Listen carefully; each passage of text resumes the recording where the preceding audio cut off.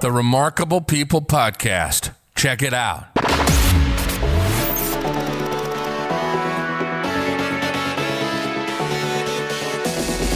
The Remarkable People Podcast.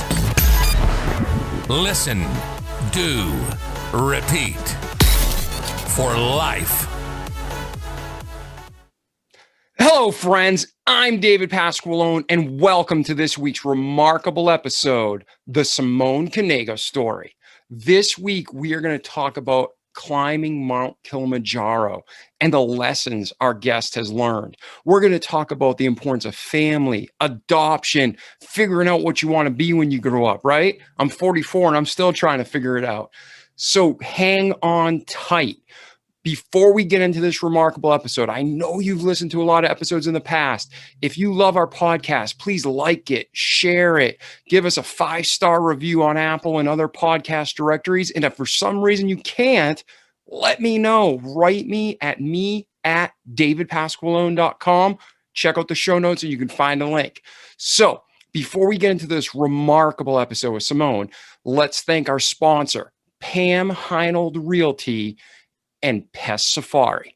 Both Pensacola locations, even though we're global, if you're in Pensacola, if you have a pest problem, call Pest Safari.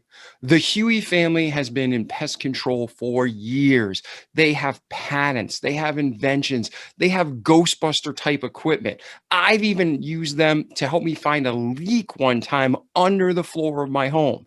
So if you have nasty cockroaches or ants or rats or anything else that's keeping you up at night, call Pest Safari. Check out the show notes or go to pestsafari.com. Also, if you're looking to buy a home or find a home that is pest-free already, call Pam Heinold. Pam's one of the best realtors in Pensacola, one of the best realtors I've ever worked with. And at one point, we moved 8 times in 10 years, so we know real estate. Call Pam. You can go to pamheinold.com, check out the show notes, give her a call, and tell her Dave sends you. So, at this time, we're going to jump into the episode. You're going to get some great time with just hanging out with me and Simone. And then at the end, she has a special offer for our listeners, so hang on tight. Thank you again to intern Casey for making this all possible. We got God, we got our sponsors, and we got intern Casey putting this all together for us. So I love you. I'm Dave Pasqualone. Check out this great episode. Enjoy it. Please like us and share the podcast all around the world. And then let us know how we can better serve you. Have a great day and enjoy this episode. Hey, Simone, welcome to the podcast. How are you today? I'm doing great. How are you? Fantastic. And thank you for being here. I have read your bio and we've talked previously, so I'm so excited for our conversation today. And as the listeners, you guys and girls know the format, right? You're going to hear Simone's wonderful and remarkable story. She's going to go through the past, the obstacles she had to face, how she overcame them in practical steps, so you can too. And then we're going to transition into where she is today, so now we can step behind her and help her grow. Sounds great, right? So Simone, at this time, can you take us back? Tell us about what formed you? Where are you from? How did you grow up? Tell us your story. So I actually grew up in Buffalo, New York. I have one sister. She's 2 years, 9 months older than me. I was always an outdoorsy kind of kid. I was always playing in the muck and catching snakes and stuff like that, which is kind of hard to believe these days because I look at my kids and I'm like, don't touch the snake. But you know, growing up, I had a great childhood. My dad passed away actually almost 2 years ago now, but my mom lives in the same town as us. And you know, they were, and my mom still is, you know, great parents. My mom grew up on a farm in rural Pennsylvania. Her mom had a 6th grade education. Her dad worked in the coal mines and a local brewery. And she knew from a really young age that she wanted to be educated. And so she started working for a local family, saving all her money, and got into the University of Pittsburgh. And then while in college, she worked 3 jobs and got into medical school. And she was one of 5 women in her medical school class. And she graduated in 1965. Wow, that's super impressive. Yeah. And she was a physician my entire life, and she was like the super mom as well. When we were little, she used to make our clothes. She cooked dinner every night. I honestly don't know how she did all that she did. But she did. And that's what we do, right? Like we figure it out and we do what works for us. And so I really did have I really had a really strong foundation growing up. Education was really important to my parents. And my sister and I got along really well when we were little, still do today. And when I was 13 years old, my parents said, we've sold the house and we're moving to Florida. And so that was a really tough thing for me because, I was 13 and just about to start high school and going into a completely new environment and they put me in a private school, and the kids had been together for, their entire lives. And here I walked in, completely the newbie, and it was fine. I actually skipped my last year of high school. I went early admission to Auburn University. And then after my first year of college, I came back, got my high school diploma after my first year of college. And then I went to the University of Florida and got a bachelor's and master's in accounting. Now, before you go on, talk about that, like the transition from New York to Florida.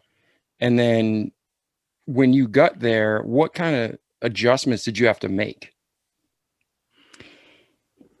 Yeah, I think it was a really tough transition for me because I knew my parents were looking to move, but I wasn't really prepared for it. I was away at summer camp when, they made the final decision, and my sister was entering her senior year of high school. So she actually stayed in Buffalo and lived with a family friend for that last year, because to uproot her during her senior year would have been really traumatic.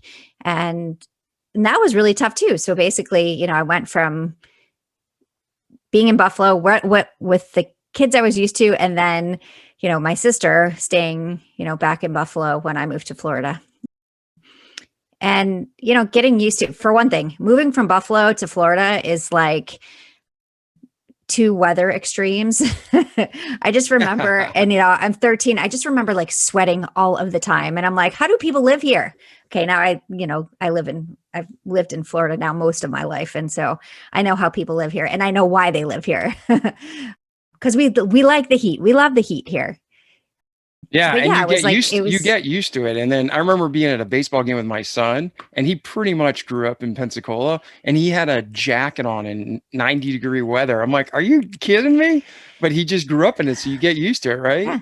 My kids wear sweatshirts to school every day. And part of it is because they have AC inside, and then they go outside. So I think they're cold when they're in the rooms, but they wear sweatshirts every day, which to me, again, I think is, a little strange, but hey, it works for them. So, All right. So you get relocated to Florida. You skip a year. Now, how did you manage that? Did you do a early admission program, or did you just skip a grade? yeah, I did early admission. So a lot of universities have, I don't say a lot, some universities have a program where you can skip your last year of high school as long as you have enough credits to go in. And so I had enough credits to be able to go, and, got the score that I needed on the ACT to get in. Don't know if I'd get in today, but back then it worked just fine. So yeah, and then I started my first year at Auburn University. Now, did you know, like some children from the time they're born, pretty much they're focused and they know what they want, and other people are like me, still trying to figure out what they want to do when they grow up. In your high school years, when you're jumping into college, did you already know what you wanted to do? No, again, I just figured it out like 2 years ago. So, and I'm 48 years old. So, All I'm right. definitely one of those people. I have tried many things in my life. Yeah. So I didn't know, but what I did know is high school was not an easy time for me. You know, I don't want to say I struggled to fit in, but I didn't love it. Right. So it was, and I did great academically. So for me, it was fine to go ahead and, take that jump to the next level and move on to college. And that's what I did. And so I was 17, which again, that's a little tough, right? To start college at 17, where everybody else is 18 or older. I don't want to say everybody else. Obviously, there's still people younger than me. No, I know what you're And saying. At that age, though, it's a huge difference. It's so weird. Just 1 or 2 years when you're going to college, if you start at 20, you feel like you're so old. Or if you're 17, you feel so young. Because in America, we have listeners from all over the world. So if you're listening from another country, you're like, what are they talking about? In America, you're pretty much forced to go to school till you're 18. That's your high school days. And then from there, you can choose if you want to go to university or not. And then at that point, you get a lot of freedom and flexibility because now you're choosing where I want to go to school and what I want to major in and who my friends are and where I stay. So what Simone's talking about is that transition, and that just 1 or 2 years does make a huge difference. Huh? How did you adjust to it? I struggled. I mean, that first year of college, again, I made great friends. It wasn't the school for me. I didn't know anybody there. And, that part was maybe a little bit difficult, but I ended up lasting there a year, and then I moved back and went to the University of Florida. So again, all parts of my path that, led me to this moment in time. So I think all important pieces of my history, because I do believe that, every moment in time, is what brings us forward on this journey. And you can't look at it as, I don't ever look back at something and say, oh, I regret doing that. I say that was part of my journey because, it's in the past, right? I can't get rid of it. It's there. So it was part of what got me to where I am today. That's awesome. And then, so you went from Auburn to University of Florida. And then what did you study at the University of Florida? So I started off being pre-med, again, with both my parents being physicians. My sister was a physician. My sister became a physician, and I did my classes. I got to organic chemistry. Honestly, I failed organic chemistry, and that was basically the end of my pre-med days. Yeah, I mean, that's the hardest class probably in the program. I can hear, like, if I don't love this, I'm out. Yeah, and I said, okay, this was not the thing. This, and honestly, I did have someone ask me if you could change any piece. And of course, my answer is I wouldn't change any piece, but I think that I would have really loved being a physician. So, that piece of me, maybe I would say that, but in general, I'm exactly where I'm supposed to be.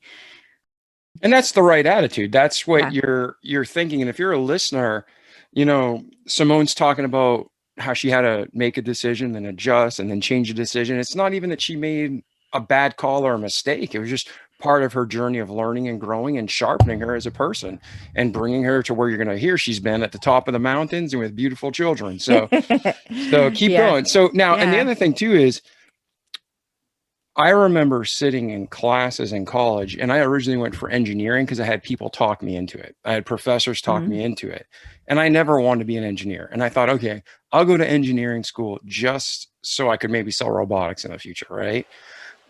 But I remember sitting in those classes and being like, I don't want to do this with my life. Were you like that in your classes? Yeah, definitely. Well, it's interesting because when I started started pre-med and then ended up switching to accounting, I don't know if I loved it anymore. Honestly, it was kind of like, math was something that was easy for me. So I was able to kind of just move forward with it. And I had a really great support group, a really great group of friends within the accounting department. So I think that was really more of my focus, is that I really, we worked so well together. We had such a good time together, and it was worth, all of those pieces kind of fell together for me. But, the pre-med stuff, again, just, it wasn't the strongest piece for me. So that's how life goes. But I bet we'll get this into your story, but I'm sure God used some of this stuff you learned in a way you never saw down the road, right? Yeah. Like, some of the stuff you learn in pre-med or in engineering or in anything you take, there's something in the plan. Because I remember going to school for 2 years for engineering. I'm like, I'm never going to use this. And then I ended up engineering body armor for the government. So it was like crazy. Okay. So I'm sure for pre-med, everything you do, there's a new mental process, right? Yeah, for sure. I mean, there's always, pieces that come out later and you're like, "Oh, I didn't know I would need that." Okay, I can tell you I did not need organic chemistry, and that's, thankfully, because I wouldn't be able to do anything with it. Yeah. You All know, right. and that's it. Basically, I took my CPA exam, passed my CPA exam first try. And I actually said to myself, because I knew we were moving to Texas, and I said, like, okay, I really want to pass this the first time, which is really, honestly, it's a difficult thing to do. It's a really hard test. And I kind of had in the back of my head, if I don't pass it the first time, I don't know if I'm going to retake it. But in my style, I passed it with 75 was the passing score. And there were 4 parts at the time. I got 75, 75, 75, 78. And so the only thing I thought to myself was I overstudied on the section that I got a 78 on. That's awesome. That is awesome. All right. So now you pass this massive, which is a killer test. Everyone I've ever talked Yeah. to is a beast. Where do you go from there? So we moved to East Texas. We lived in Tyler, Texas for 5 years. And that was a completely different experience. I was 21 years old. My husband and I had just gotten married. So he's 30. He's 10 years older than me and at the time. And so he joined a medical practice in Texas, and we're like, okay, we're going to Texas. And, I worked at a CPA firm out there when we first moved there. And then I guess a year in, I got pregnant no, actually I was 23 when I got pregnant with our first child, and had my first child at 24 years old. And so I'm double his age now, because he's 24, and it's funny because looking at him now and I'm like, okay, you're 24. The idea of him getting married is like off the charts. Like, That's I'm like, crazy, you're way right? too young. Yeah. You're way too young. When we were growing up, 24 was actually a little on the older side. And now it's like, wow, that's way too soon. So it's crazy. Yeah. And then generations before, people get married at 12 and 14. Right. So It's I amazing guess how when much has changed. you go from, nothing to do, you get married at 12, you get TV, you get married at 20. And now we have the internet, you get married at 30, right? So no, Yeah, you skipped a huge part in the story. How'd you meet your husband? Yeah. Where did that happen? That's actually a great story. And it's funny, nobody's ever asked me that on any of the podcasts I've been on. So this is a good story. I was actually working at the hospital starting when I was 16. I was working at the hospital, after school and then over the summer. And I first met him actually when I was 16, because I would be like, Dr. Knego, do you need anything? And we would talk about stuff. Again, he was 26 years old, and my mom was like, don't talk to that man. And then, when I went away to college at 17, my mom said to me once that he came into her office and was like, how's your daughter doing? And she's like, oh yeah, she's doing well. And so I came back from my first year at Auburn, was working at the hospital again, and I ran into him in the hall, and he's like, can you page me later? And I'm 18 now. And I said, sure, Dr. Knego, I'll page you. And, I paged him. We have this really long conversation. And at the end of the conversation, he's like, do you want to go out to dinner? And, so he's 27 now, I'm 18. And so I call my mom and I said, guess who just asked me out? She's like, that Knego guy. She's like, be really careful. He's much older than you.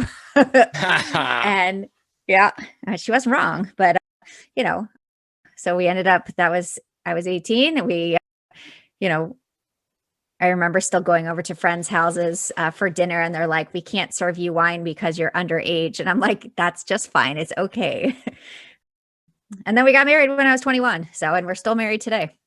Amen. And you know what, though? You're from Buffalo, New York originally, and I'm from Boston, outside of Boston, Milford, Mass.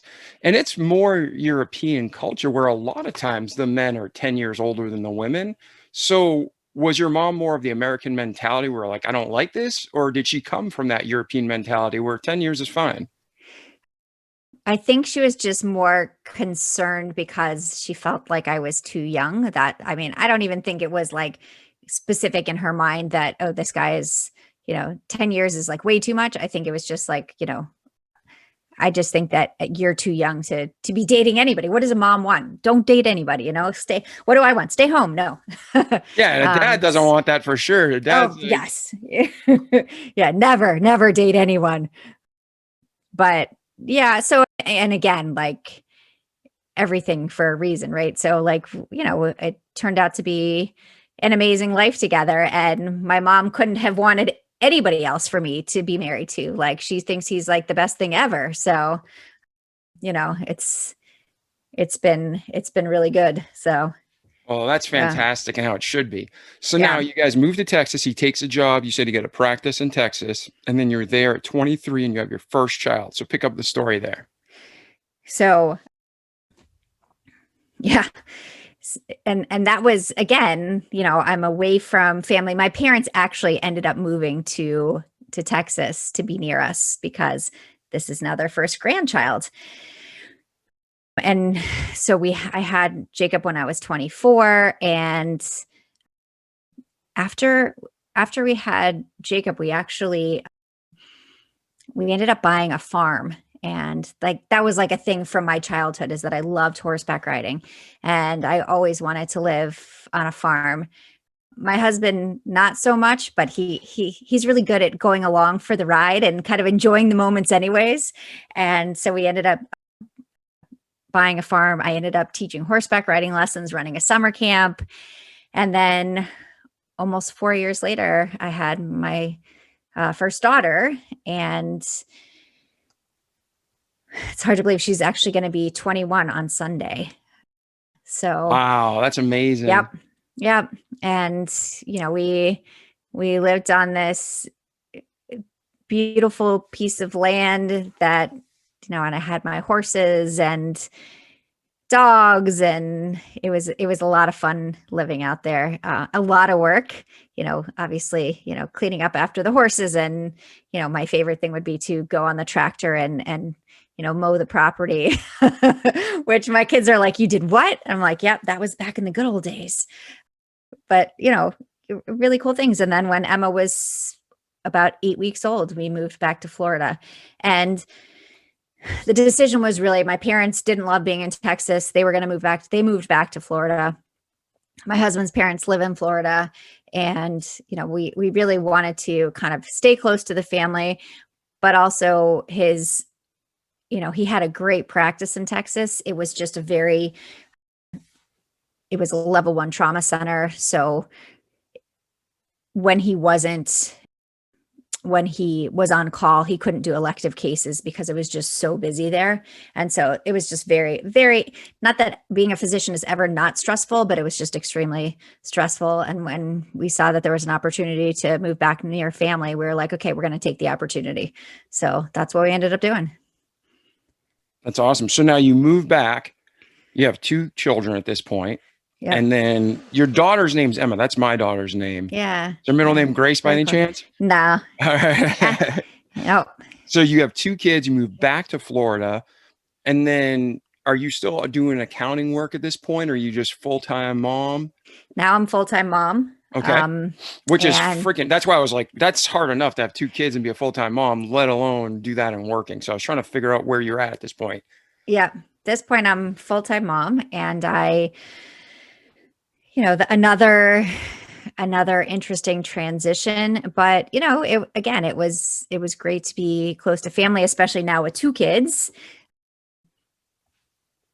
Yeah. And then I'm trying to think of like next, like that, though that period of time was probably a blur because of having, with Emma only being 8 weeks old. Actually, we came home and my sister actually got married right around then. So I think it was like the month after we got back from Texas, my sister got married, and then, life continued. And then almost 3 years later, I had my 3rd child, Olivia. And I was still staying home at that point. And, things were chaotic, but great. And that's kind of when we had the discussion of, do we want to adopt. We had talked about it before, and this was kind of like the moment of, kind of now, now or never, really, because, we're now that the kids are old enough, but still young enough that, we could still continue adding to the family where it wouldn't feel, like two separate families. It would feel like, okay, this is just part of the progression. And so we decided to adopt from South Korea. And so we adopted Noah when he was 4 months old, and he is now 14 years old. So, and that's crazy too. Again, every time I talk about like these times, like how fast they go by, it's just crazy to me. So let's stop right there for a second. You're unpacking a lot. And for our listeners, let's focus on this topic, adoption. Okay. That's a great thing to do. And you go to all these concerts and they are like, hey, adopt a child or support adopting children. And it's something, we absolutely need to do and we should do, but it's not for everyone. And making that decision is huge, because it's not like, I bought this jacket, I'm going to give it away now. I mean, that's for life. You adopt the child and you love that child for the rest of his or her life. So what process and journey did you go on to come to the point from even considering adoption to making it happen? So if someone's listening, what are the steps they need to take to know if it's right for them? Yeah, for us, it was really a discussion of, they're just, how do we want to grow our family? Do we want to grow our family anymore? And, there's so many amazing kids in the world just waiting for a family to love them. And, we knew we could be that family. And that was kind of like the, really the thought process behind it. For each of our adoptions, it was a full family decision. We had everybody involved in the discussion. We did a blind vote each time.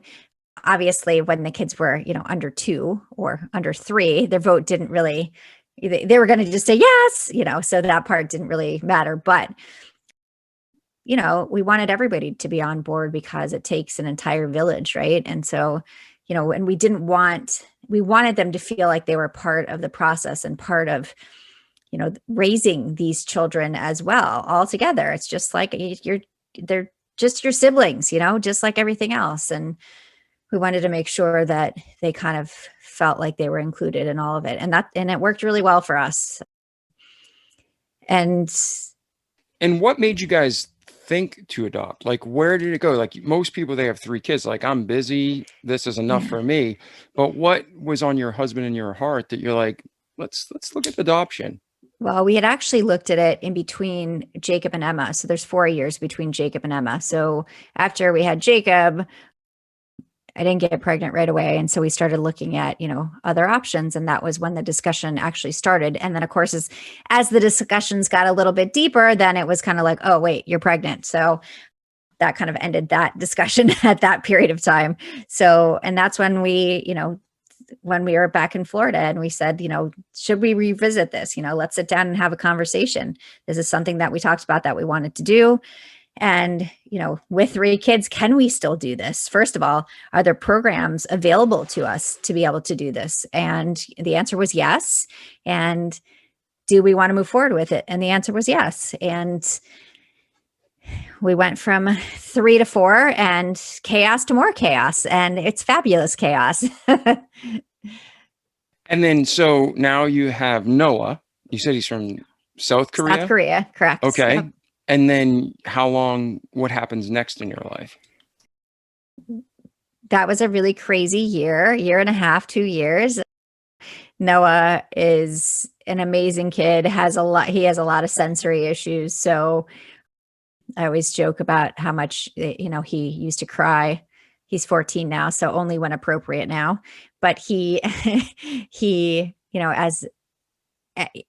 struggled with a lot of things. He cried on our flight home from Seoul to Chicago. He cried 16 out of the 18 hours. And, this is one of those moments where I take a step back and say, I thought I knew, the periods of time where we look at ourselves and say, that either we know too little or we know too much. And I think I struggled with myself at that point saying, I'm raising 3 children already, and I can't figure out how to quiet a baby on a plane. You have all these doubts that go through your head, and, but every child is different, and you have to figure out what works for them and what works for you and what works for you guys as a team. And it took a little while, but, we figured it out. And, he really is an amazing kid and super loving and pretty funny. And,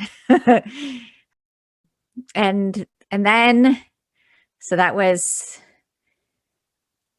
14 years ago. And then Ari came home at 4 and 4.5, and he's now 16. So 2 years later, we decided to adopt again.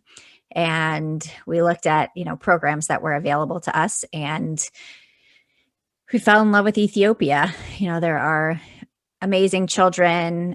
Just the people are amazing there. They're beautiful and kind, and the children are, in a situation where there's usually some kind of, horrific event that kind of leads them to be separated from their birth family. So whether it's a death in the family, or, it's when you talk about poverty, my Ari grew up in a mud hut. He didn't have running water, no electricity, didn't own shoes until he was at the orphanage, didn't have shoes until he was at the orphanage. So he's got scars all over the bottom of his feet. So things that, we don't see on a daily basis here as part of daily life there. And, that was really eye-opening for us. And what's interesting is we took our oldest girls with us when we adopted Ari, and kind of to see it through their eyes, to see that journey, through them, was really life-changing as well. And we knew when we were at the orphanage to bring Ari home that we were going to come back one more time, that we just knew that, when we met the kids, they just wanted someone to love them. They were holding your hands. They were sitting in your lap.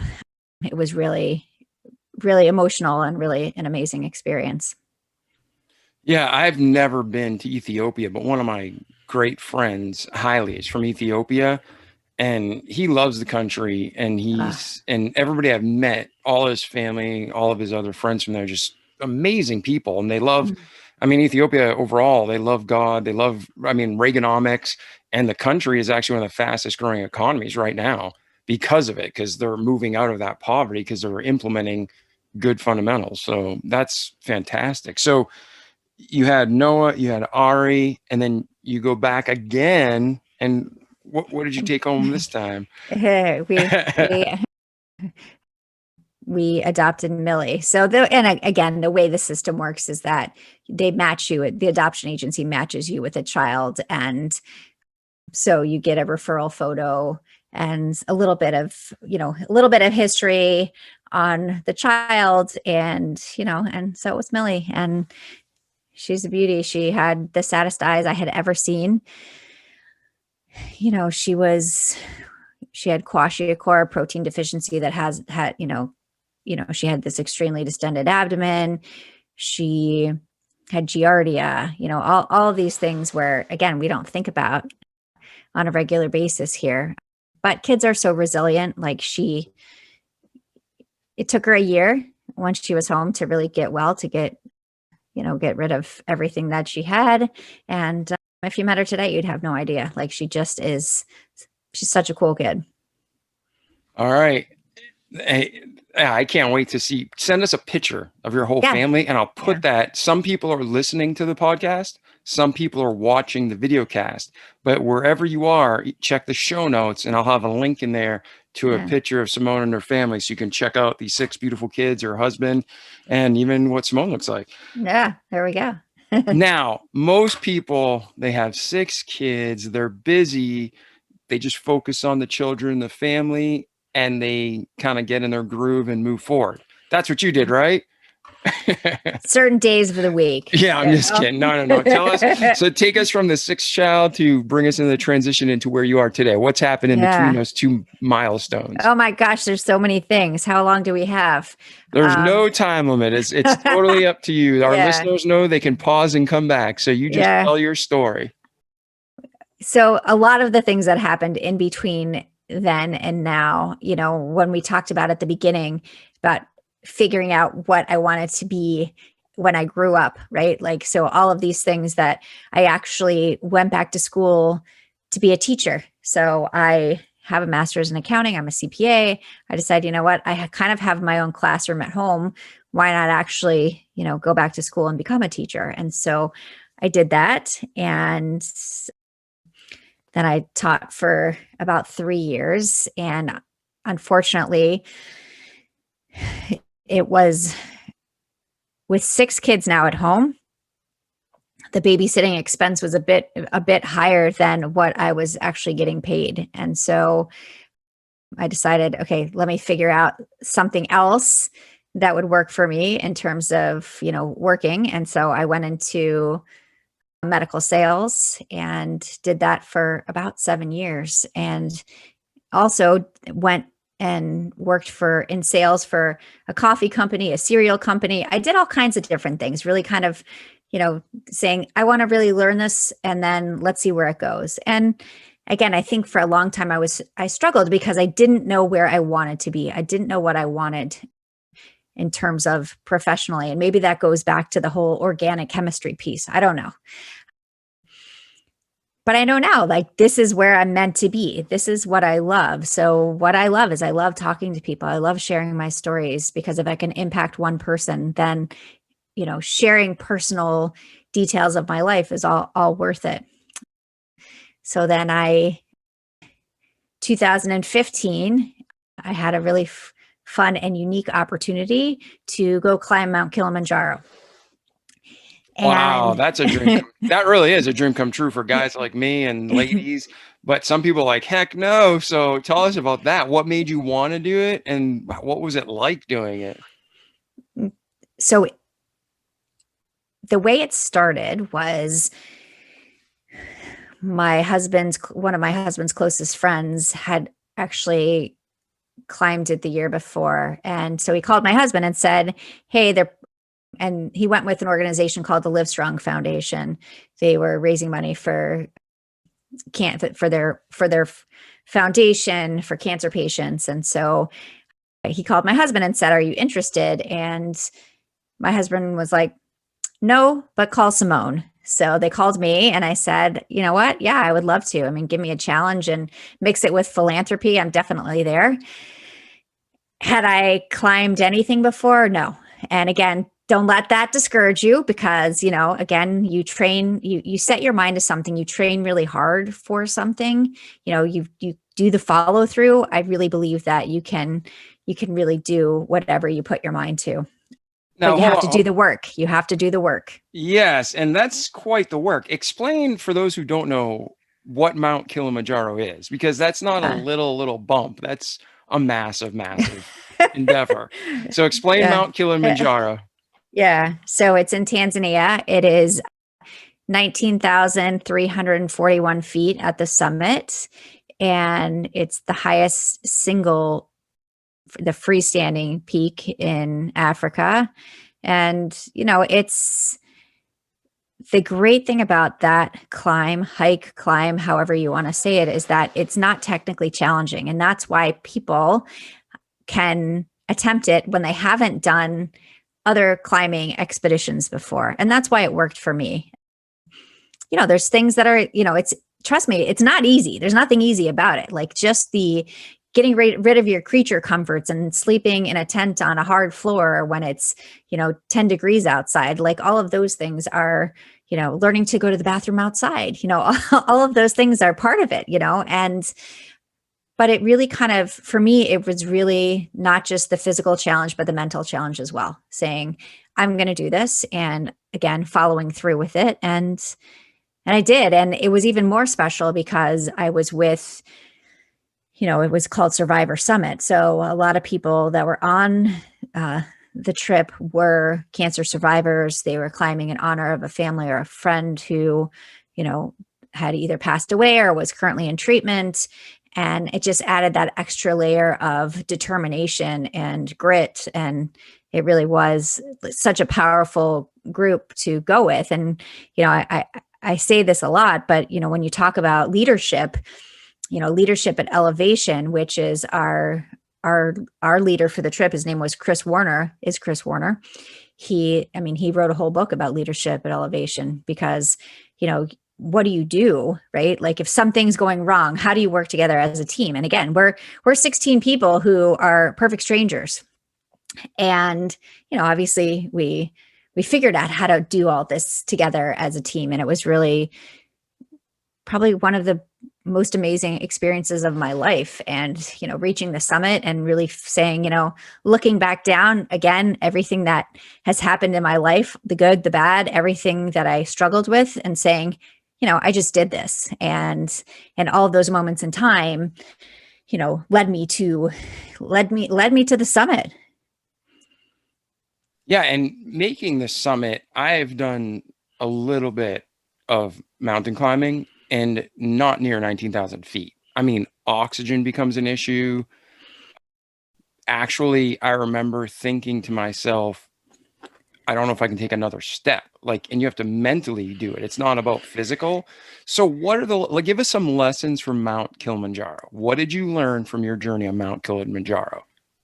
Yeah, not to limit yourself. I would say that'd be lesson number one, is that, I think so many times and so much through my life, I would compare myself to other people and say, well, I could never do that. Or, that isn't for me, but I'm not capable of that. And I think we have to get rid of that piece of how we look at ourselves.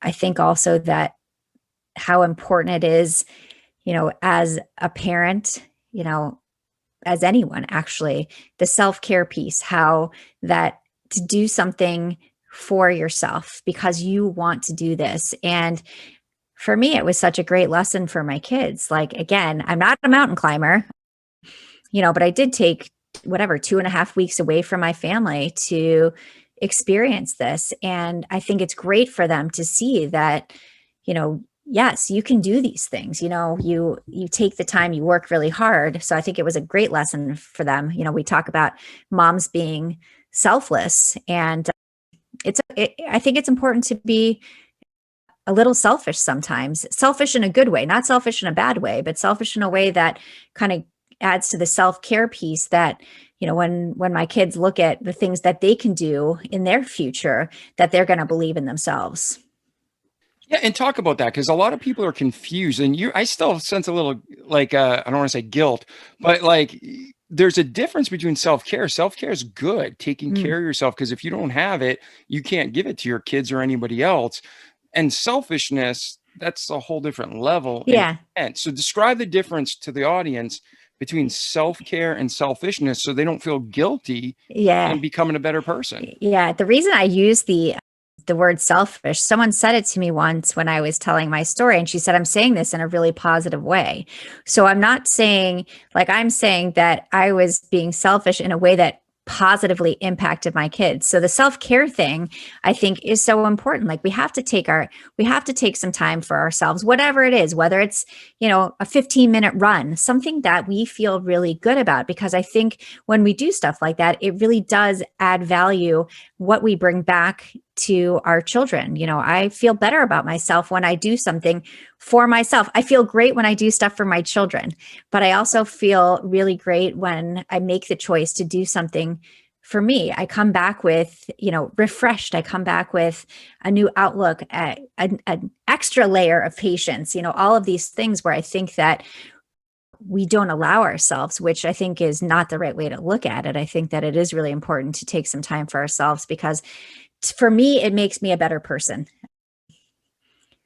And so when I use the word selfish, I definitely don't mean it in a way that is a negative thing. And the only reason I use it is because I once told someone the story about Kilimanjaro, and they said, well, moms are supposed to be selfless, and that story sounds a little selfish, but I'm saying, and she said, but I'm saying that in the best possible way, because I think that we make ourselves feel guilty when we do something for ourselves, and we should not feel guilty. We should understand that having this moment of selfishness in a positive way is truly self-care. Yes, if that makes sense. 100%. Yeah. And if you are listening and you don't fully get it, write us, write Yeah. Simone, write me. We'll try to help you get through it, because I used to think like too, like, oh man, my wife's home all day with the kids. Yeah, I worked all day, but she worked all day. And if I go to the gym, that's just wrong. So I got out of shape and unhealthy, had no energy.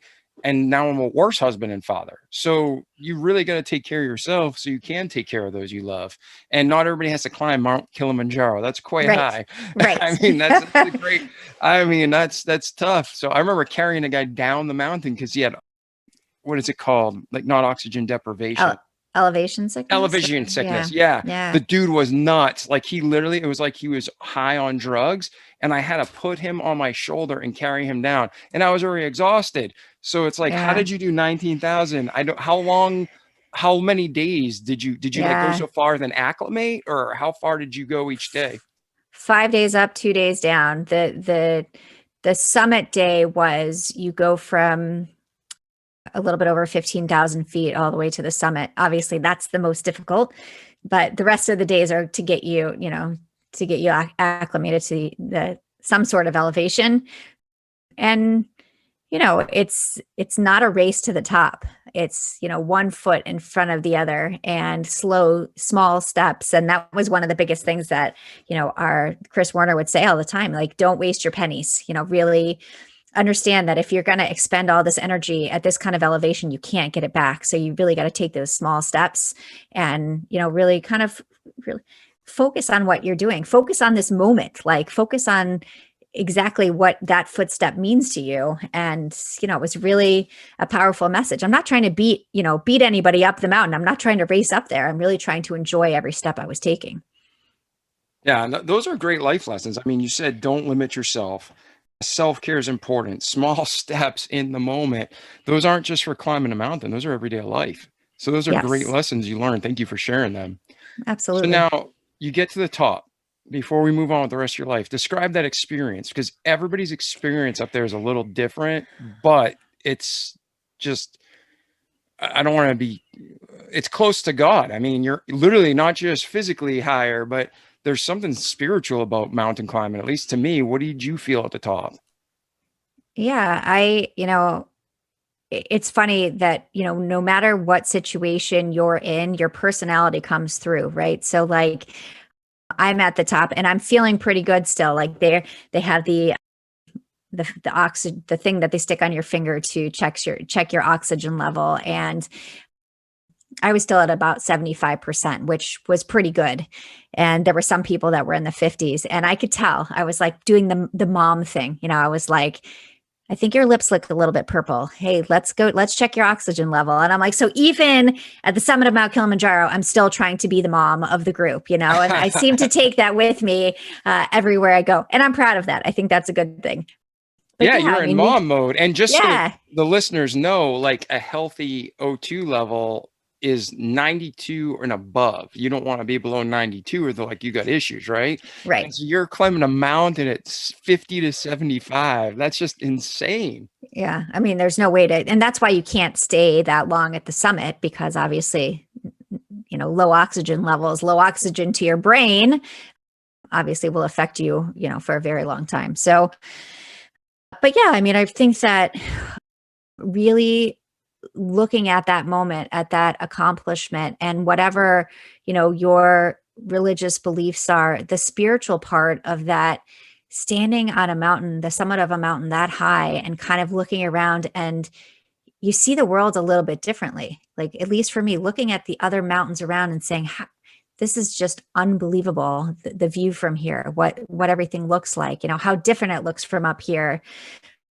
And then experiencing that with, people who the week before were perfect strangers who are now, really good friends, was really emotional. And, my tent mate, she's amazing. She's a breast cancer survivor.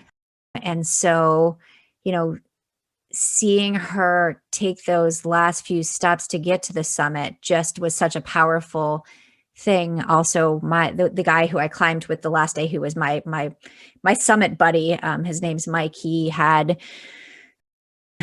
oh my gosh, so many surgeries, and I forget the number, but it's like somewhere between 70 and 100 surgeries over his life. And he's a young guy. He's in his 20s, and he maybe he's in his 30s now. Time goes by too fast. But, watching him experience that moment as well, when he was younger, they didn't know if he would even survive. And then now to be at the summit of Kilimanjaro after he climbed it, not just like he just climbed this mountain. And, when he was younger, that was never something that he probably even thought about. And so, it was just such an impactful moment. And let me ask you a question. And I know this is, very transparent, but you were up with a bunch of cancer survivors. Mm-hmm. Did that almost motivate you more? Like, man, these people are recovering cancer. There's no way I can sandbag this one. I got to give it all. Like, did it motivate you, or am I just a weirdo? Yeah. You know what? What motivated me about that is that they had such an extreme level of positivity, and determination, that there's no way you could even doubt for 1 second that we all wouldn't have made it to the top, because, they literally, it was coming from, their pores, how positive they were, and how, how their outlook on life. So, that piece said to me, we are definitely doing this, and I think that was incredible motivation for me to be part of that moment. Right. And it was really, really a special moment. One of the other cool things that happened was when we got to the first part of the summit, it was at sunrise, and I took out my phone to take a photo, and I had cell service. And so I called home, and I was able to talk to my husband and kids as I was summiting the mountain, and they were all cheering, and that to me, I was like, oh my gosh, this is the moment. I was the only one that had cell service. So whoever wanted to use my phone called home and kind of had that moment as well. So that was that made it even more special. Yeah. First time you were probably happy to pay your cell bill, right? For roaming charges. I know. I was like, whoo, it worked for a reason. Yeah. So that was really special. That's awesome. So now you climb Mount Kilimanjaro, you're making new friends, and then you come home to your husband and 6 kids. Where does life take you from there? And what year are we at right now? That was 2015. Whew. So what was I doing then? I was still working. I came back and I was still working in medical sales, and I was doing a lot of volunteer work with the Jewish Federation. And then I applied, and, again, regular daily stuff, right? Are all of these moments that are so important to our lives, the kids growing up, the kids graduating from high school, the kids moving on to college, all during that time period. And then I was selected to be actually co-chair of National Young Leadership for the Jewish Federations of North America from 2018 to 2019. And that was another full-time job. It was an amazing experience, meeting other people, traveling throughout the country, speaking, traveling overseas, seeing different parts of the world. That was a really great moment. And then when I finished that, before you go on, talk about that organization. For our listeners not familiar with it, what is the organization's focus, and what did you do with them? Yeah. So the Jewish Federations of North America really focus on, obviously, helping Jews throughout the world, but it's also one of the big things that I like to focus on is that when I talk about, there's a phrase, a Hebrew phrase, it's called Tikkun Olam, which means repairing the world. So when you look at different organizations, like even my local Jewish Federation, when we talk about Tikkun Olam, it's not repairing the Jewish world, it's repairing the world. So it's helping people, all throughout the world. You don't just have to be Jewish. And so in my local community, we have a lot of partnerships with the local churches. We do different missions to Israel where different church leaders come, so it's really, to me, it's an amazing thing. It's how our world should be, that we respect each other for exactly who we are.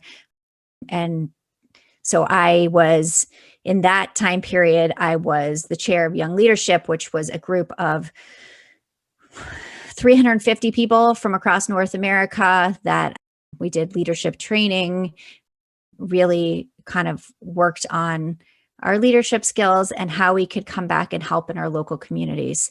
And again, that was a really great learning experience for me. And what I really loved is that I met so many different people. I had the opportunity to speak in so many different communities about my life, my stories, and it really, made a positive impact on my life. Just seeing, again, everything that I do, I feel like I learn something from everyone I meet, and I learn something from everything I do. So kind of seeing what else is out there beyond Sarasota, Florida, beyond all these places that I've lived, to see what's happening in the world.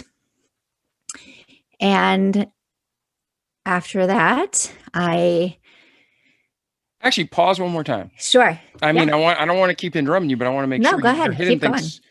Yeah. Okay, so you just made a comment. There's so much more beyond Sarasota, Florida. And we have listeners right now in Portugal, in Italy, in all parts of America, New Jersey, and, Texas. We have people in Canada, Australia. There's so much more beyond all of your everywhere you live. Everybody thinks that way. They think that's their whole world. But talk about how these experiences, literally, it's like a paradigm shift. It changes your perspective of life. Seeing that and being with that organization, how did that affect the way you saw the world? Yeah, I mean, definitely. I mean, it opens your eyes to, any time I've traveled somewhere, bringing the kids home from Ethiopia. I've been to Ghana on a medical mission with my husband. And I mean, I've traveled all over the world, but I, really taking something away from each country, seeing the customs and traditions, and understanding that there are, everybody in this world is different, right? But we're all integral to the fabric of society. So we're all important, all the things. And so seeing and appreciating someone else's culture and taking away something that you've learned from being in someone else's home where they celebrate things differently, or the way they cook is differently. I think sometimes we get caught up in where we are in the moment and forget that there's so much more out there, and so many, again, like every country, every city, every person, we do things differently, and and different perspectives on life and family, and really learning from other people and understanding how much of an impact that can have on your own life. So when I look at the world, I feel like I can still, I learn something every day, but opening my eyes to see how much more out there is, and how, people do things differently, and how you can really appreciate, the way different people celebrate and live their lives. I mean, my sister actually lives in Switzerland, and we were visiting her one time, and we went to see a Harry Potter movie, and all of a sudden in the middle of the movie, the lights come on and the screen goes off. And I was like, did it break? And she's like, no, Simone, it's called intermission. And I was like, intermission in a movie?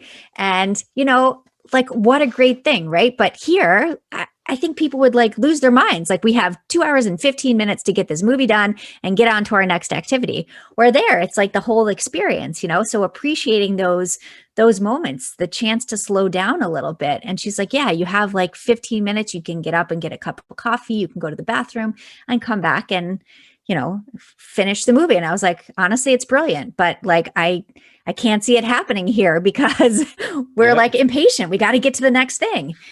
So those kinds of things I think really are impactful. Yeah. Do you remember, have you ever seen like Chitty Chitty Bang Bang or The Sound of Music, some of the original American movies? They used to have intermissions, and then we got too impatient as a country. So they stopped. And now we just go, we can watch Gladiator for 3.5 hours. No break, No break. No break. Yeah. Is your husband Jewish? Is he also Jewish? Well, he is now. And that's actually, if you want to hear a story, this is a great story. Yeah. Well, because I'm thinking, I believe there's one race, the human race. Now, within that, there's tons of nationalities, there's different cultures. But when when people say, what race are you? I'm like, human, literally human. I'm not trying to be a punk. There's one race. And like, I'm thinking you're the perfect example of this, Simone. You have kids, natural born. You have kids through adoption. You have kids from Africa. You have kids from South Korea, but they're all your kids and you love them all. Right. And then I'm thinking with the way cultures are, you have multiple cultures already. So I was wondering where your husband was and how you celebrate. Yeah. So that's where I was going with that. Yeah. So this is a great piece to it. So I'm glad you brought this up because so his family is from Croatia. He grew up Catholic, not super religious, but definitely, you know, they celebrated, right? So, and things evolved over time. But when we got married, it was never a discussion of, you know, if he was going to convert or I was going to convert. We did have the discussion of, okay, how are we going to raise the kids? And the discussion was that we were going to raise the kids Jewish. Now, this wasn't me telling him. This was a true discussion of, you know, this is what we want to do. And so fast forward 20 years. So we still, you know, we would celebrate Christmas as well with his family. We would celebrate Easter with his family. 19 years later, we went on a trip to Israel, and it was a young leadership mission trip to Israel. Really, and in terms of this mission trip, it was really learning about, educating about what the Federation does in terms of program support in Israel. And, you know, it was an amazing group of people we wouldn't have met in any other realm. But at first, my husband didn't want to go because he's like, I'm not Jewish. Am I going to feel weird? And I'm like, first of all, nobody's going to ask you that. Okay. And second of all, let's just go. Our friends are leading it. Let's support them. And guess what? He had the most amazing experience on this trip, you know, and really, again, we met people that he would have never met in any other realm. And it was the first time he truly felt like he was part of a community. So at the end of the trip, you know, we were sitting down in a group and he said, you know, this had such an impact on my life that when I return home, I want to start my conversion process. And he did. So after 20 years of marriage, he converted to Judaism. He knows way more than I know because, you know, he had to work for it, right? Like he studied all of this, where for me, it was just given to me. And trust me, I know a lot of stuff, but he knows all the details. And because he, you know, as I say, he worked for it, like it's really important to him. And it's really, and again, we're not religious, but we are very spiritual and also really focused on traditions and obviously family and how important it is to pass those down to our children, you know, the traditions that we have. And so that was a pretty emotional piece because I never thought he would. I would never ask him to convert. Like I think religion is a very personal thing. And I think that, you know, nobody else should make you make a decision on something. Nobody else should force their beliefs on you. You should love what you know, how you do things. And so that was, you know, that was a really crazy moment in time that, you know, all of a sudden he made this big shift and he studied for a year with a rabbi and then converted. Now, there's the saying, you should never discuss religion or politics. And I think that's the biggest trash statement from Satan himself, because that's the two most important things. It's like, how are you living on this earth and what's going to happen in eternity? So whenever somebody said, not you, I'm not saying no. You were saying you have respect for other people's opinions. Yeah. You're not pushing something on them. And I agree with that.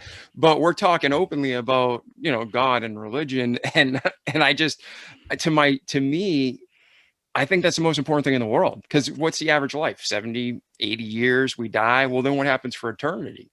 So just real quick for someone listening, when your husband converted to Judaism, what is the beliefs of that religion? Like, so if somebody doesn't know anything about it, what is a belief of Judaism? Like where I come from, a Christian worldview, I believe, and I don't want, and correct me if I'm wrong, Hmm. basically we both believe in the Bible. We both believe Hmm. in God. The 2/3 of the Bible, that's the Old Testament, we completely agree on. But where Judaism changes, like I believe that Jesus is a son of God and you Hmm. believe he's a great prophet, correct? Is that, I don't That want to is, misspeak. I don't want to yes. misspeak. Yes. And so, for us, when we talk about who we pray to God, right? So, You call him Ava, right?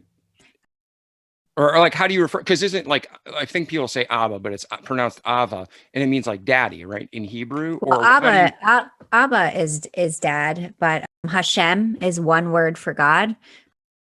There are multiple words. I'm trying to think of what comes close to what you are saying, but Oh no, but Abba's, like I'm just saying, when you yeah, pray, there are a little bit yeah. of differences because there's a different relationship, I guess. So like, that's, I guess, explain the differences as you understand them, and I'll stop talking. Yeah. So, I mean, I don't know if I really understand the question, but Like ask me one more you time. said your husband converted. He had a Right. background that was Catholic, and he Hmm. converted to Judaism. So what Right. are the differences between the religions that, and what's the point? Oh, that part of the question. Yeah. Yeah. So I mean, yeah, it's exactly what you just said, that we use the Old Testament. We believe in God, and exactly where it changes is, you know, the part for Jesus and the New Testament. And so, we stopped at this period of time and you kept going. And that's kind of how, that's the simple way of looking at it. But you know what? So much of our beliefs are, the same in terms of our values and, how we care for our families and, the things that I talk about, my Jewish values, which again, respecting other people, loving your neighbor, all of those kinds of things that I think are really common in, themes throughout Christianity and Judaism. And I don't want to misspeak on any of it, but it's funny you say the piece about not talking about religion or politics. I'm willing to talk about anything, but when someone the other day said, is there anything off limits? And I said, I don't really like to talk about politics because I don't feel like I know enough. If there's something that I know enough about, I am happy to talk about it. But I don't want to get in a conversation with someone and say, go ahead, I have no idea what I'm talking about here. So that's probably why I don't talk about politics on, probably ever. I was going to say a regular basis, but probably ever. And that's probably a good thing. That's probably a good thing, right? Yeah, I feel like, if I'm gonna represent something, I should know what I'm talking about. So there you have it. All right. So you and your husband take this trip, changes his life and your life essentially.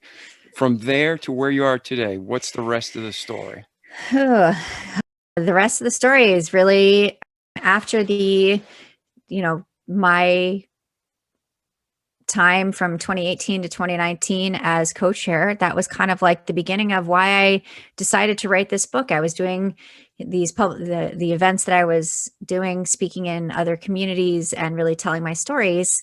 And people would say to me, wow, you're so inspiring. Again, this goes back to the struggle piece where as you see, I've tried many different things trying to figure out, where I wanted to be in my life and what my purpose was. And I compared myself to others for a very, very long time. Oh, I need to be doing this, or I should be doing this, and again, did it get me anywhere? No, didn't get me anywhere.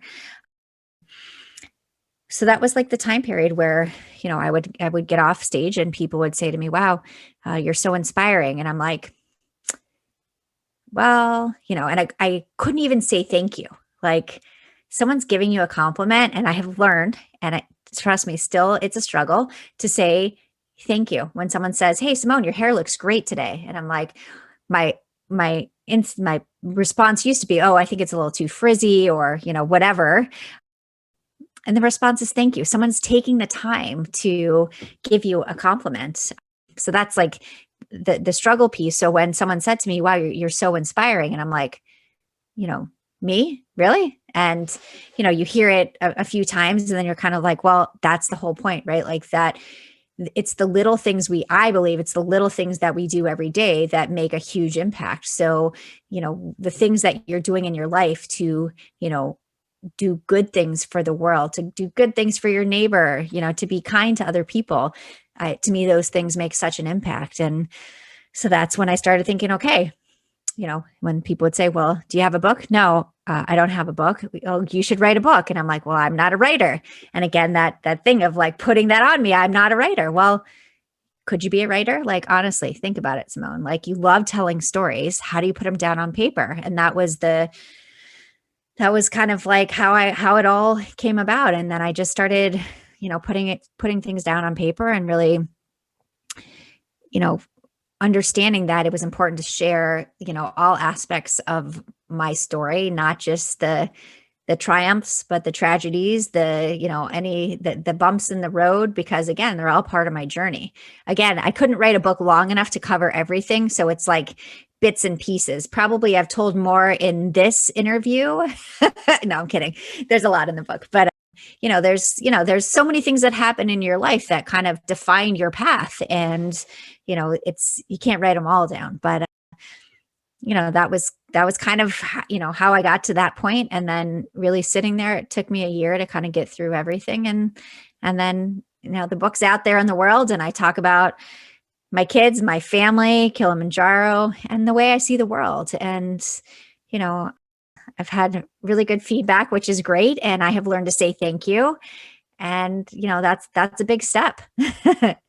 Absolutely. And that's hard. And how did you do that? Because that's a mindset I don't know how to describe it properly from a psychological aspect, but it's almost like we're not accepting the grace. We're not accepting the love. We're self-sabotaging ourselves. So it's not instant. It's not like a switch, right? But how did you transition in this mindset? How did you move your mind to accept the praise? Yeah. I think that there's a lot of pieces to it. And I get asked this quite a bit. And I think that I probably need to come up with my formula, because there's a lot of pieces to it. I think we're so hard on ourselves all the time. I think we criticize ourselves too much. And that was the first thing I stopped doing, is like, if I gained weight, I wouldn't be like, so crazy about the fact that, wait, oh, you look awful. Like, stop. Okay. Like, things happen in life, right? There are these moments where, and like, we need to learn to love ourselves exactly how we are. So, it was those pieces of saying to myself, no matter what, I might be feeling bad about something, but there's something that I really like about myself right now. What is it? Is it my hair? Is it my eyes? Did I have a really good moment today? Like, one positive piece that could kind of, propel me forward to say, okay, this is really great. And the other stuff doesn't really matter. Let me just focus on this piece that's really great. And everybody has that. There is not one person that doesn't have something that they can look at and say, I really like this about myself, or I really had this great moment today. Like, we all have something that we can really, take away and say, okay, this is really good, versus everything is horrible. Because I think that we can choose to be happy or we can choose to be miserable. And I have decided that the right choice for me is to be happy, and to look at all the stuff that I'm struggling with to kind of say, this is bringing me to the next step. And then the other things that I did, I really started focusing on how I would talk about myself or talk to myself. And I joke, I call it mirror moments, because, we all have something to say to ourselves sometime during the day. But I would, I stopped doing I'm just a stay-at-home mom. I'm just a substitute teacher. I'm, that just part, I think, is, there's no reason for it, right? One thing I always said is I'm just an ordinary girl. I am an ordinary girl that has had extraordinary moments, but I truly believe we are also all unordinary, and we all have these extraordinary pieces within us that we just have to realize that are there so that we can bring them out. And I would say also, one of the things that, especially in our house, we don't use the word can't, because can't means won't. You're not even going to try. If you say I can't do it, you're not even going to try. So, we really have gotten rid of that piece. And I might have said this earlier, but changing that mindset of what the can and can't do, again, getting rid of the can't piece. But someone said to me, I could never climb Kilimanjaro. I'm like, well, do you want to? No, I don't want to. Okay, well, that's a different story. You don't want to climb it. It's not that you can't do it. If you really work towards it, you could do it, but you don't want to. So change the narrative to what the real words are. And because words matter, like the way we interact with somebody. And another thing that I always like to say is that something that I always say to my kids is that the worst that someone can tell you is no. You can't be afraid to ask. You have to put yourself out there, because your whole life you're going to go through wondering, like, oh, should I have asked for that raise? Should I have done this? Should I have done that? And I can tell you, people want to say yes, right? People want to help. That's the nature of humanity. They really do care. And so when you're willing to put yourself out there and say, could you help me with this? Or would you be able to do this? People want to say yes. And so, again, and the worst they can say is no. And you've asked and now you know. Yeah, I agree with you 100%. I think, does your kids ever get annoyed by you trying to be so positive? Because mine do. I'll try to tell them the same things. I'm like, you miss 100% of the shots you don't take, like Gretzky said. And all the things you're saying, I'm believing, and I agree with you completely. But my kids get annoyed when I'm telling them it all the time. Do your kids get annoyed, or are they cool with it? Yeah, of course they get annoyed with me. I mean, come on, that's like part of the parenting journey, but like, I don't care. I'm still going to say it anyways, and the best is when then they say it back to me. And cause like, I'll have a moment and, they're like, I'm like, I don't know if I should call about this. They're like, hello, what's the worst they can say, mom? And I'm like, oh, there we go. The child is now parenting the parent. So, and I love that, because it means that, they've taken it in and they get it. So even if they're annoyed by it, they're going to remember it later. And they know that it's an important thing, because it's a driving force in my life of how I, interact with people and how I respond to things. And so I think it really does impact them, and it might drive them crazy. Just like, one of my favorite things to do is start a random conversation. So, whether it's like back in the day where I was traveling, sitting at the airport, and I, talk to the person sitting next to me, or getting on the airplane, I'd always say hello next to the person sitting next to me. If they responded, then we would start a conversation. And my kids are like, oh, let's see, is mom going to do it? Oh, here she goes again. Which person do you think she's going to talk to? And you know what? Like, it's funny, but like, it's okay if it annoys them. Like, again, they're paying attention. That's important. Yes. And for anybody listening, communication is, it's probably, next to your relationship with God, the most important art, the most important skill, in my opinion. And I remember you can do drills, like exactly what you're talking about. Like, you and a friend make up a scenario, and the next person you run into, you got to try to get that to happen. And you're not manipulating or hurting anybody or doing anything bad.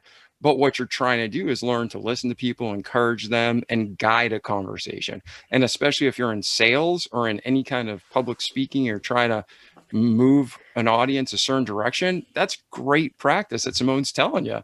For you to talk to random strangers and get outside yourself, it's great. So that's awesome. You're teaching your kids that too. Do you see them doing it, or do they have a different personality? I do see them doing it. The older kids, the younger kids, not so much yet, but we'll see.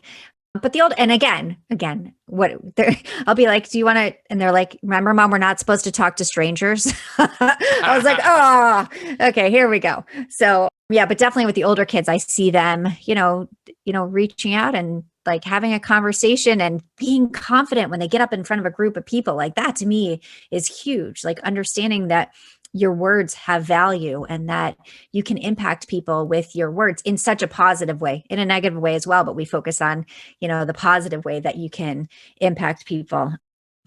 So, it's funny, like when I talk about like changes that you can make, transformation is a process, right? Like, I don't all of a sudden look at myself in the mirror and say, oh, everything's excellent. 100% of the time. That's just not how life works.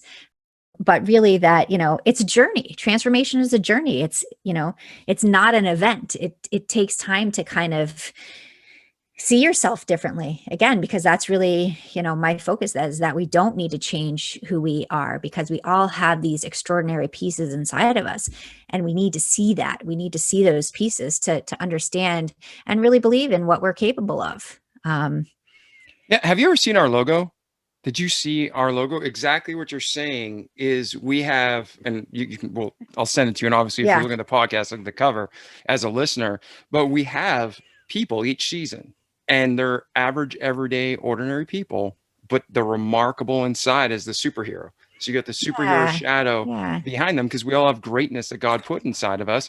Most of the time, we just need to let it go and be who we were made to be. We need to believe in ourselves. We need to understand that it's in there. And, I understand as a person that, for many, many years struggled to see that value in me and couldn't even take a compliment, and now that I see it in everyone. It's not that I just see it in me. I see it in, other people who don't see it in themselves. And I'm like, let me tell you what you just did and what an impact you made, like these little things are, truly impacting, the world, it's the ripple effect.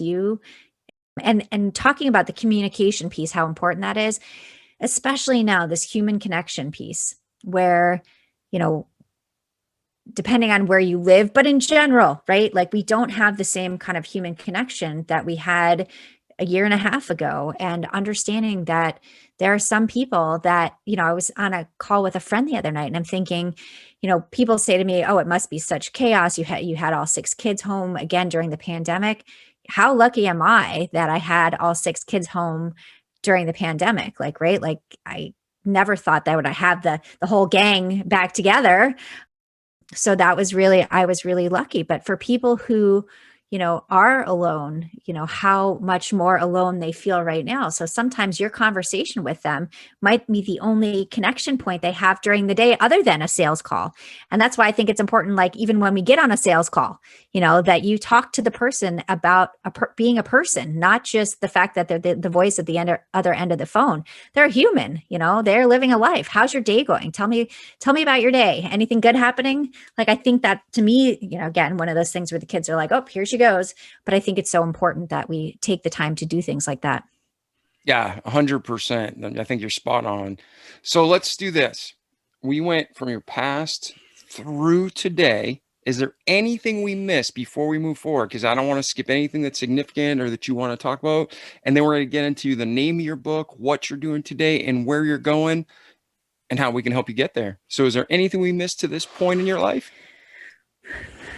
I think you got a really good version. I think you got everything I can think of right now. I think you got it. So, and you even made me think of things that I hadn't thought of. So it's great. All it's right. Perfect. Well, I'll give you a copy of this too. You can embed it on your own website for your story, right? Thank you. So now let's do this. What's the name of your book? And I'll put a link in so the listeners can grab it if they want to learn more about you and your journey and go deeper. I'm sure there's a lot more about your story and a lot more you can glean from as listeners from listening to Simone's story. But what's the name of your book? Yeah, it's called The Extraordinary UnOrdinary You. Nice.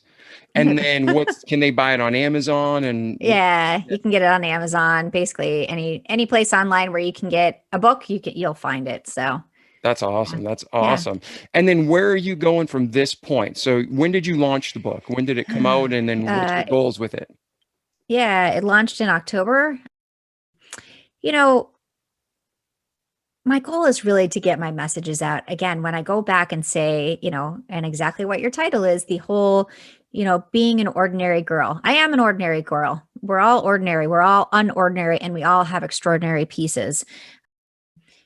Being able to share, kind of what I've realized about myself, my stories, and really looking at ourselves and saying, realizing what we're capable of and recognizing that the things we do every day, really have the power to inspire the people around us, that we matter, we all matter, and we all make a difference in the world. And so, again, speaking engagements, that's my thing, is I want to be able to get up in front of, I love the podcasting piece, being able to share my stories, because if I can impact that one person, then I've done my job. Amen. Amen. Well, it has been a true pleasure getting to hear your stories, getting to know you more. I'm excited to check out the book and to see pictures of your family. Make sure you send that and I'll share that. I will. And Simone, you truly are a remarkable woman. I appreciate you being here. And for our listeners, if you want to learn more about Simone, if you want to connect with her, again, the show notes will be there. But Simone, what's the best way for a listener to get a hold of you if they want to talk to you? Yeah, my website, SimoneKnego.com. And again, the spelling of my last name is Knego. But to date, I believe I'm the only Simone Knego in the world. So I think even if you spell my name wrong, you'll be able to find me. And I would love to hear from you. I think it's really important, whether, listening to this podcast or if you read my book, reaching out and shooting me an email so I can have a conversation, because I really do feel that the human connection piece is so important to all of us. Awesome. Well, thank you, Simone, for being here. Listeners, hang out one more minute for a special offer at the end of this, and we will see you next week. I hope you enjoyed that episode as much as I did, ladies and gentlemen. And now Simone is not only willing to share the time we just spent together, but she's going to give away 2 copies of her book for free. All you have to do is like the episode, put a comment in your favorite directory or player or on our website. So whether you use Apple Podcasts, Stitcher, Spotify, you go right to our website, put some comments in, and then 2 weeks from the date that this episode airs, we're going to randomly put your names in a digital hat, pick out 2, and send you the book for free. So Simone, anything else you want to add to it before we move on? And the only thing I want to add is that whoever is chosen, once you read it, I would love to hear from you. So thank you so much.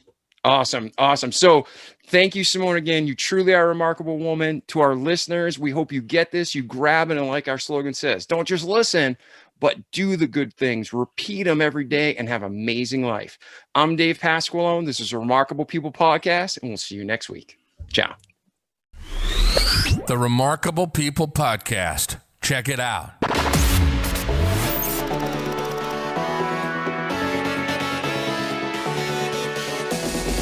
The Remarkable People podcast. Listen, do, repeat. For life.